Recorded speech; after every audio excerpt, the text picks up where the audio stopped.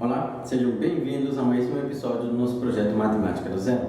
E se você já vem nos acompanhando, sabe que o objetivo desse projeto, desses episódios, é te ajudar a compreender assuntos dentro da matemática, sejam recorrentes, dentro de qualquer concurso, seja militar ou pré-vestibular, de uma maneira um pouco mais simples, um pouco mais dinâmica, para assim você poder seguir em frente em relação ao que você deseja com mais facilidade. Então, o assunto que a gente vai trabalhar na aula de hoje vai ser a função polinomial do primeiro grau, também conhecida como função afim. Então, fica comigo. E bem, só recapitulando, a gente já trabalhou os conceitos iniciais, as definições que precisamos compreender sobre o que é uma função. Nos episódios anteriores já vimos quais são os tipos que a gente pode classificar a nossa função. A ideia de função crescente, decrescente, esses assuntos acabam voltando a aparecer aqui na nossa função polinomial do primeiro grau. Então, vou anotar aqui, só para a gente poder não ir se perdendo. O objetivo do estudo dessa aula de hoje é a nossa função afim ou função do primeiro grau. O que a gente vai passar a trabalhar daqui em diante? Bem, a gente percebeu que existem alguns padrões, tá, dentro da matemática, e esses padrões, quando a gente estuda a função, tá, eles passaram a ser, digamos, organizados. Vamos pensar dessa forma, como se você estivesse reparando que em alguns casos ia se repetindo o processo, não por mesmos valores, mas o crescimento ou decrescimento, que a gente já viu, ele passava a ser estudado da mesma forma. E, bem, o que decidimos como matemáticos? A gente decidiu começar a organizar melhor nossas coisas, e a partir daí começamos a trabalhar com as funções do primeiro grau, do segundo grau, tá? Que são funções, tá, que a gente estuda, que elas passam a ter comportamentos similares. A gente consegue estudar de uma maneira mais ampla, mais genérica, tá? Mas o comportamento dentro de todas elas é bem similar. O que muda dentro delas? Basicamente muda o que elas representam. Bem, antes da gente começar, como assim? Lembra do exemplo que eu já dei e vivo dando quase em todos os episódios, que é a função abastecer o carro. Quando você vai abastecer o seu carro, você chega no posto de gasolina e você fala um determinado valor que você deseja pagar. Então vai lá o cara, o frentista, tá? Ele aperta lá a quantidade, o valor que você deseja pagar, R$50, e a partir daquele X que você deu para ele, ele vai te dar uma quantidade de litros de combustível, tá? Então existe a função abastecer o carro. Porém, tem uma outra função que tem o mesmo comportamento, porque quanto mais litros de combustível você deseja, tá, maior vai ser o valor pago que você precisará dar ao frentista, digamos dessa forma. Então, o que a gente passa a pensar? E se eu desejasse comprar, por exemplo, pão? Mesma ideia, quanto maior a quantidade de pães, tá, a quantidade, tá, de pães, você passa a pagar um preço maior. Então, existem algumas coisas que a gente passou a perceber que tinham padrões. E a primeira delas é a nossa função afim.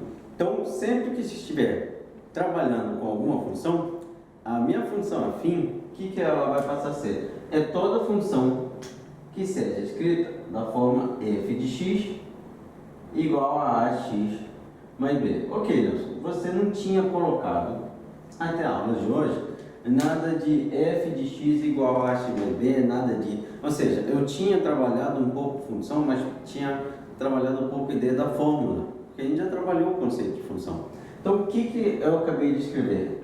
A nossa função afim, ela passa a ser percebida com toda função onde a gente tem a variável multiplicada por algum valor constante, que seria meu a, acrescentado de algum outro número. Então, você passou a perceber que, por exemplo, se eu quero comprar 2 litros de combustível, eu pego 2 e multiplico pelo valor do litro.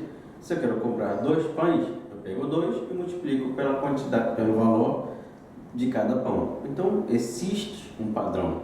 Então, toda função que tenha esse padrão, a gente vai passar a chamar ela de afim. Isso é o que a gente define como a função do primeiro grau. Toda função que tenha esse estilo aqui. f de x igual a x mais b. O que me interessa? Me interessa saber, identificar o que é o a, o que é o b, como ele entra dentro do nosso gráfico da função, tá? Como a gente passa a estudar o gráfico dessa função, qual será aquele gráfico. Então, isso tudo a gente vai trabalhar nessa aula de hoje. Quem é o a? Primeiro, é o que a gente vai responder. Esse a que está multiplicando a variável x E para você lembrar da variável x, você precisa lembrar do domínio, tá? Esse x é aquele cara lá do domínio que eu vou substituir. Então, esse a, ele passa a receber alguns nomes aqui quando a gente trabalha a função afim. O primeiro deles, tá? E é o mais comum, é que o a, ele representa o coeficiente angular. É o primeiro nome que a gente passa a atribuir para aquele assim. Tá? Ele representa o coeficiente angular. Anota aí no seu caderninho. O coeficiente angular, tá? Ele vai te dar a inclinação da sua reta. Então, esse A representa o meu coeficiente angular. Tá? Ao mesmo tempo, um outro nome que você pode encontrar para esse A é taxa de variação. Ou, vou colocar aqui do lado, tá? Taxa de variação. Bem, e esse nome parece um pouco mais confuso, mas é mais simples de você compreender o que é taxa de variação. Bem, a gente já viu o exemplo de combustível, né? Mas imagine que você está dirigindo a uma velocidade constante. Lembrando um pouquinho, associando com física. Você está dirigindo a uma velocidade constante. À medida que passa o tempo, tá? A distância percorrida muda, concorda? De uma maneira constante, ou seja, a variação, tá?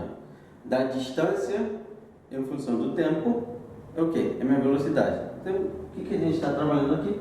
Que a taxa de variação vai ser a minha velocidade. A gente pode pensar dessa forma. Então, o outro nome que a gente dá para o nosso A, coeficiente angular da nossa função afim. Dois nomes que você precisa conhecer. Tá? É o B. O B vai significar o que para mim? Esse Bzinho, ele vai ser o coeficiente, tá? Ele recebe esse nome, coeficiente linear. E, ao mesmo tempo, ele também pode ser chamado como termo independente. São dois nomes que você pode dar para esse B.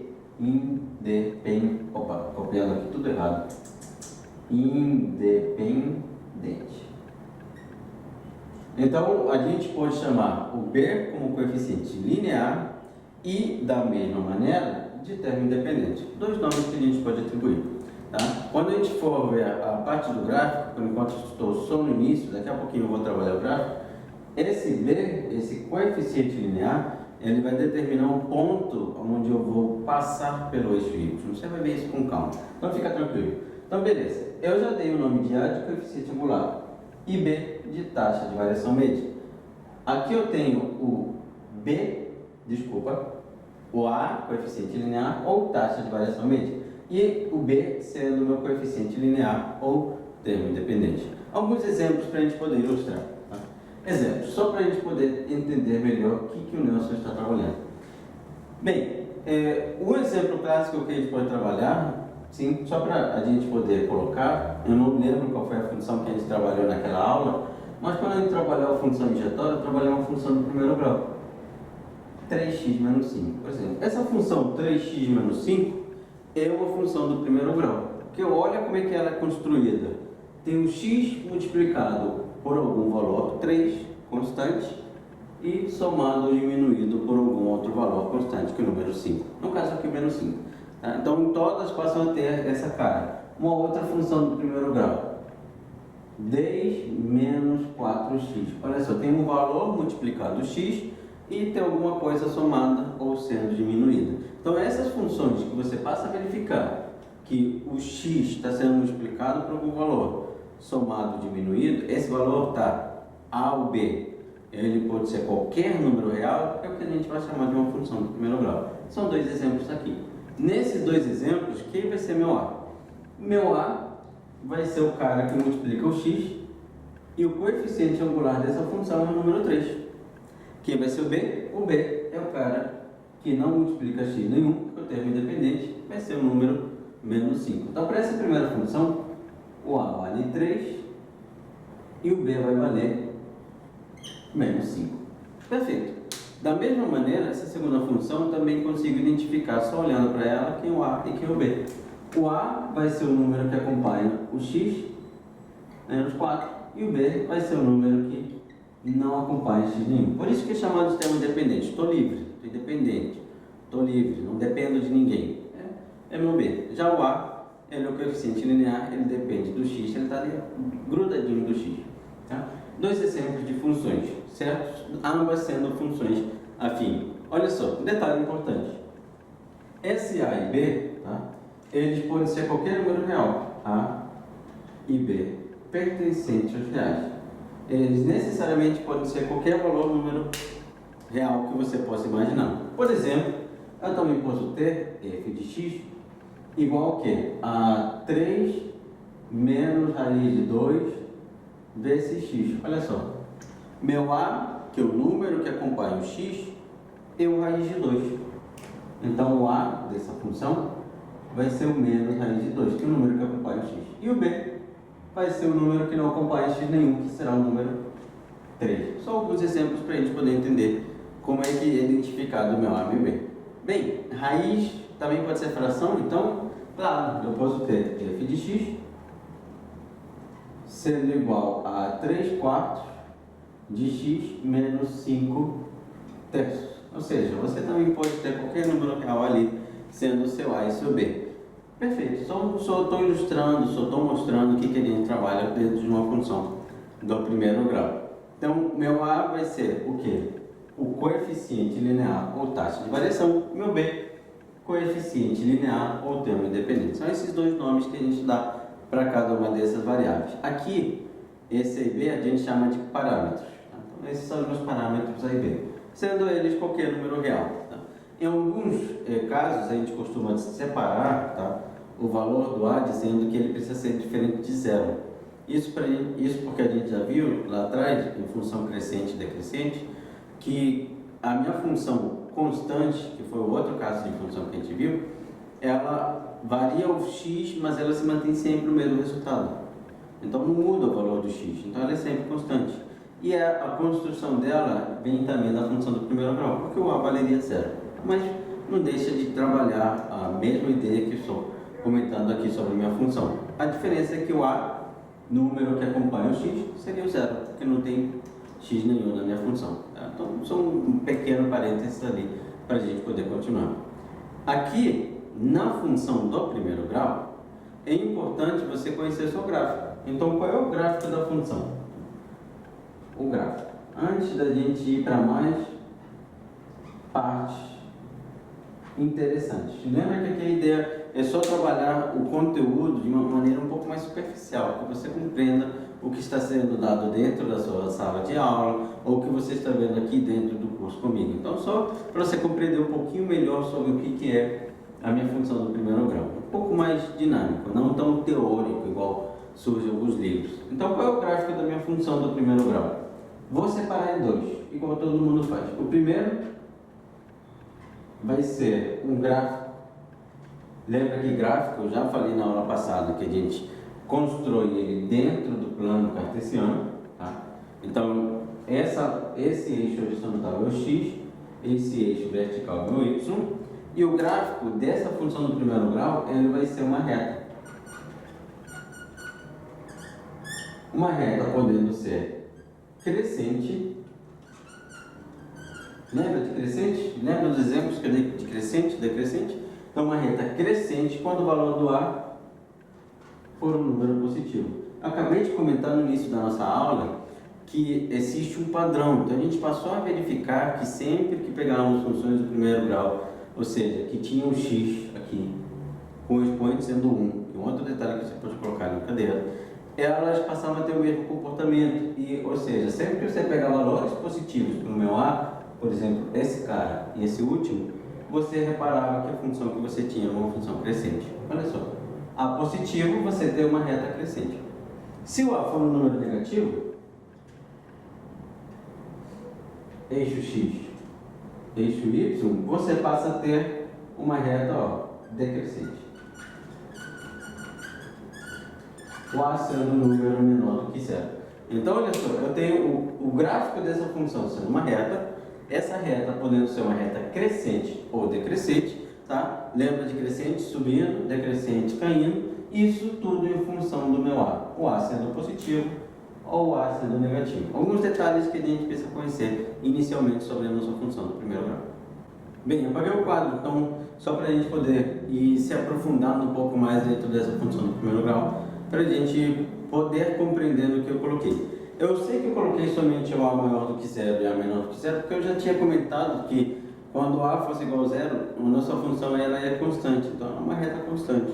Muito parecido com o gráfico lá de física do movimento uniforme, que é uma reta constante. Então você passa a trabalhar associando um pouquinho esses conteúdos, vai te ajudar muito se você estiver estudando física também, tá? Não sei qual concurso que você deseja, mas essa ideia de constante a gente já trabalhou nas aulas passadas, então vou focar por enquanto somente com A sendo diferente de zero, para a gente entender. Então olha só para a gente poder compreender.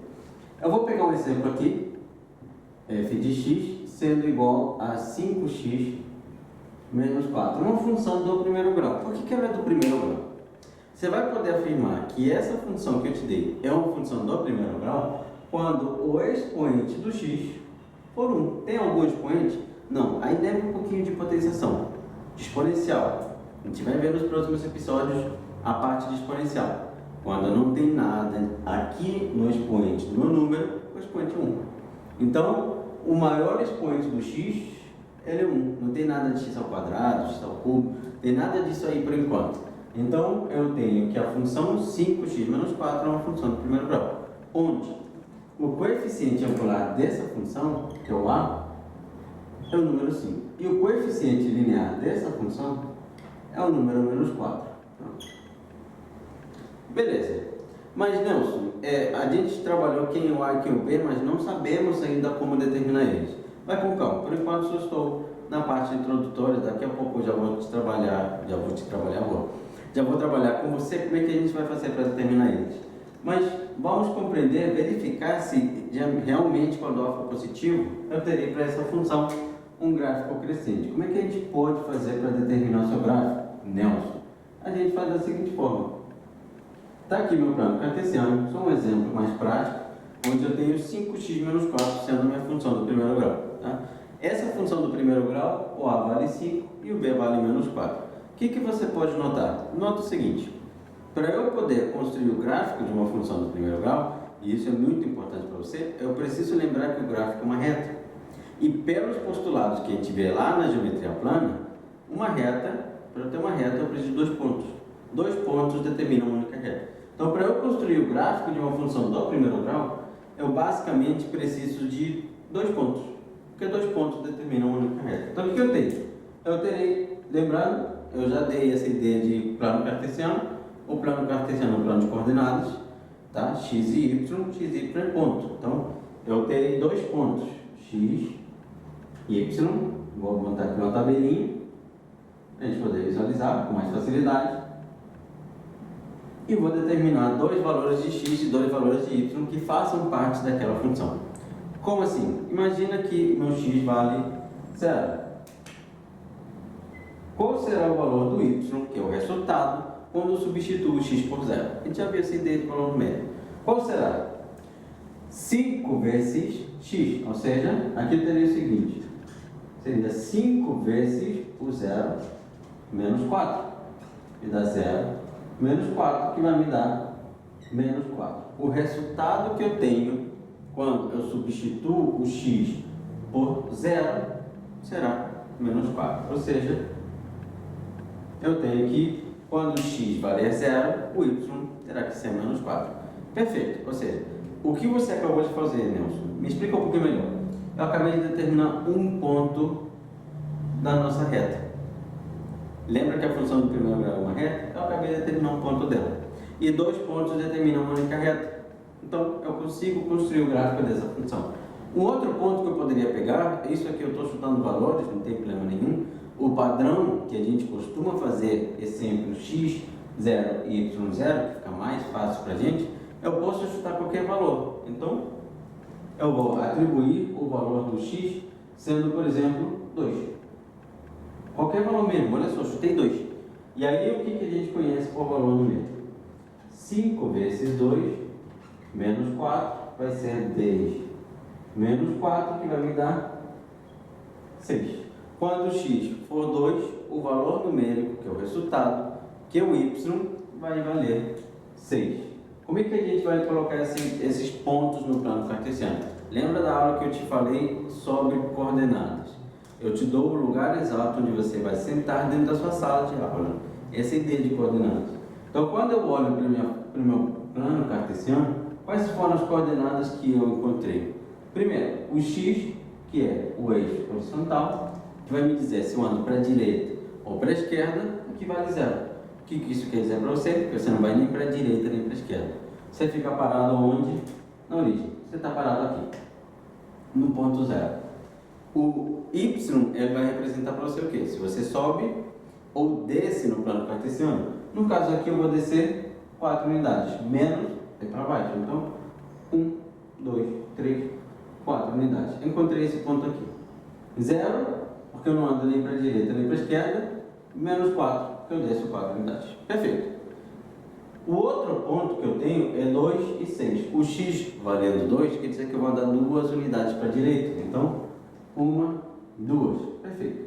E o y valendo 6 quer dizer que eu preciso subir 6 unidades.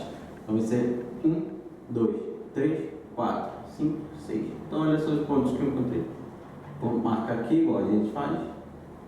Pronto. 2 pontos determinam a única reta. Eu não sei onde deixei minha régua, tá? Mas no próximo exemplo eu pego uma régua, vai ficar bem tortinho, tenho certeza. Então, por esses 2 pontos, não ficou tão torto assim, mas um pouquinho torto. Por esses 2 pontos, ó, vai passar uma única reta. Esse seria o gráfico da nossa função do primeiro grau. Lembrando, o a era positivo e o gráfico que eu encontrei para essa função do primeiro grau foi um gráfico crescente. Então, só de saber que o a é um número positivo, você já podia saber que o gráfico dessa função é um gráfico de uma reta crescente. Isso te ajuda a eliminar alternativas se você estiver trabalhando um concurso onde peça para você qual é o gráfico da função. Está subindo? O a é positivo. Então, esse gráfico se chama uma reta crescente. E, olha o detalhe. Esse ponto aqui é o 0 menos 4. Quanto vale o y aqui? O y aqui vale menos 4. Qual era o valor do b? Menos 4. Então aqui vem uma dica importante para você. O b, ou o coeficiente linear da sua função do primeiro grau, ele vai ser o ponto onde corta o eixo y.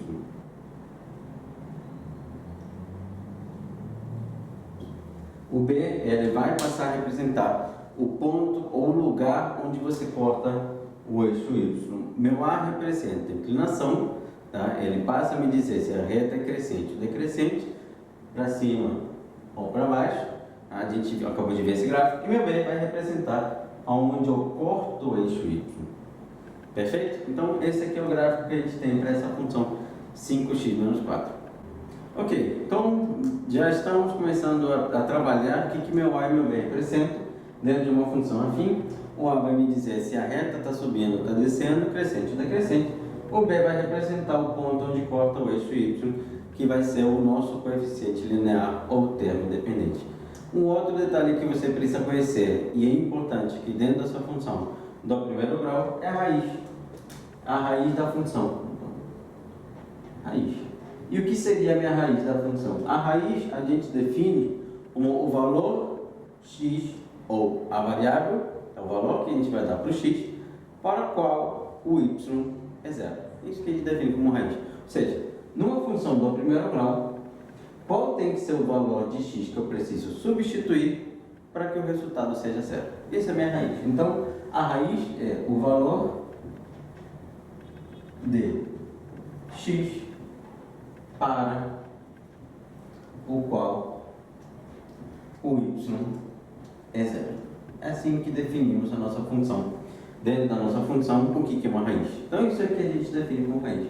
Ok, então, por exemplo, aquela função que a gente tinha, f de x, igual a 5x menos 4, que a gente acabou de trabalhar. Como é que eu vou fazer para encontrar a raiz dessa função? Lembre-se quando a gente viu a parte de conjunto domínio é imagem, que o resultado representa o y. Então, no caso, aqui eu tenho y igual a 5x menos 4. Eu posso escrever assim sem problema nenhum. A gente até viu isso na parte de função inversa. A gente já trabalhou a função inversa, tá? Até no próprio rumo às provas oficiais, a gente já viu essa ideia de função inversa. Então a gente passa a escrever f de x como y. Isso aí é bem importante na nossa função inversa. Beleza. No caso, a raiz é quando y for zero, ou seja, eu preciso saber que esse y passa a ser zero. Então zero é igual a 5x menos 4, ou 4. Isso aqui acaba se transformando numa equação do primeiro grau, e esse 4 pode ir para o outro lado somando. Então, 4 é igual a 5 vezes o x. Esse 5 que está multiplicando vai para o outro lado como? Dividindo. 4 sobre 5 é igual a meu x. Ou seja, o valor que você precisa substituir aqui para que o resultado seja zero é 4/5. O que eu posso concluir? Que a raiz da minha função vai ser 4/5. Lembra do gráfico? Ok. Lembra do gráfico? Qual foi o gráfico dessa função que a gente encontrou? Apaguei ele, mas vou colocar ele aqui de novo. Eu tinha uma reta crescente, né? Uma reta crescente que encostava no eixo y no número menos 4, e lá em cima, quando o x valesse 2, o resultado que encontrávamos era 6. Só voltar um pouquinho no vídeo que você vai ver qual foi a construção desse gráfico. Eixo x e eixo y. Ok. Importante, a raiz é o valor de x para o qual y é zero.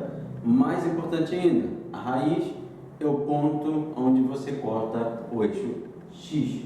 Então esse cara aqui é a raiz. E no caso, a raiz que a gente acabou de encontrar foi 4/5. 4/5. Então a raiz, ela passa a representar o quê? O ponto onde eu corto o eixo x. Ou seja, olha só o que a gente concluiu. O B é o ponto onde eu corto o eixo y. E a raiz é o ponto onde eu corto o eixo x. Então, caso eu queira determinar quais são os pontos onde eu vou cortar os eixos ordenados, os eixos do plano cartesiano, eu vou querer o B e a raiz da minha função. No caso, o B eu vou cortar o eixo y e a raiz eu vou cortar o eixo x. Então a gente vai poder dizer que a raiz, que além de ser o valor de x para o qual o y zero, ela também vai representar o ponto onde eu vou cortar o eixo x. Mais um detalhe importante que você pode conhecer. Além disso, tá? Para a gente poder já encerrar a nossa aula de hoje, para não ficar muito prolongado, muito grande, a gente poder se aprofundar nos próximos episódios, qual é a ideia? Repara o detalhe, quando eu venho aqui na minha raiz, eu vou reparar que depois dela, o gráfico está sempre acima do eixo x. Ou seja, os y, que é o conjunto imagem, daqui para cima são todos positivos. Então olha só, todos positivos. Antes da minha raiz, você vai reparar que o gráfico está todo na parte de baixo, ou seja, os y são todos negativos. Isso a gente chama de estudo sinal da nossa função. Esse vai ser um dos próximos episódios onde vamos trabalhar com equações do primeiro, do segundo, do primeiro, do segundo grau e inequações de produto e quociente, onde esse gráfico vai passar só através da análise dele, daquele padrão que eu disse que a gente tinha no início da nossa aula, só através do padrão eu já consigo saber se essa função ela vai me dar resultados positivos depois ou antes da minha raiz. Por isso que a raiz é tão importante, porque é depois dela que eu consigo encontrar valores positivos ou negativos. Quem vai me garantir isso? O A. Então isso aí vai ser matéria de estudo para as nossas próximas aulas. Mas até aqui, raiz é o valor de x para o qual o y é zero, ponto onde eu corto o eixo x, e o B, ponto onde eu corto o eixo y. Gráfico de uma função do primeiro grau, se o A for positivo, crescente. Se o A for negativo, decrescente. E o A sendo o nosso coeficiente angular. Perfeito. Para quem gosta de fórmula, geralmente quando a gente trabalha com funções do primeiro grau, é possível você determinar a sua função através de um sistema, mas quando a gente trabalha com o A ele é taxa de variação, não é? Ou seja, o quanto varia o Y em função de X, taxa de variação. Ou seja, Y2 menos Y1 dividido por X2 menos X1, ou ao contrário, tanto faz. Então a gente vai ver que o meu A ele pode ser determinado dessa forma, variação em Y dividido pela variação em X. Ou seja, Y2 menos Y1 dividido por X2 menos X1. Nelson, o que é isso de Y2 menos Y1? Acabei de comentar com você que a minha função do primeiro grau, o gráfico é uma reta, e 2 pontos determinam uma reta, ou seja, 2 pontos. Ponto tem que ter duas variáveis, ou seja, uma coordenada em x e uma coordenada em y, ou seja, uma coordenada em x, uma coordenada em y, para cada um deles. Então isso que a gente define como taxa de variação. Bônus para você? Bônus, né? O que é o bônus? Na geometria, tá? Aqui dentro da parte de função do primeiro grau também, mas na geometria analítica, mais especificamente, a gente gosta de usar mais dessa forma. Meu A, ele também representa a tangente de alfa. A tangente de alfa sendo alfa quem? O ângulo de inclinação.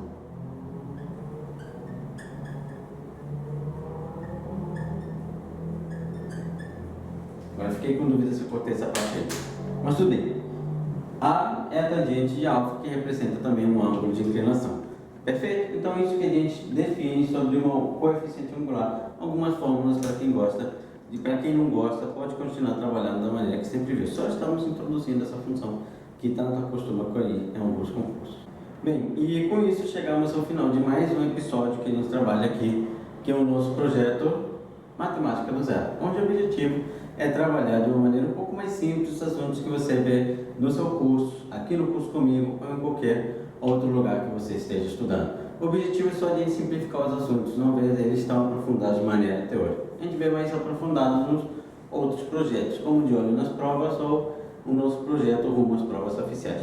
Então, nos próximos episódios, a gente vai passar a trabalhar um pouco mais o gráfico dessa função, estudar, fazer o estudo de sinal, trabalhar com inequações, trabalhar com equações também, tá? Saber determinar como é que eu vou chegar à lei de formação dessa função do primeiro grau. Então, fica comigo nos próximos episódios e te vejo em breve.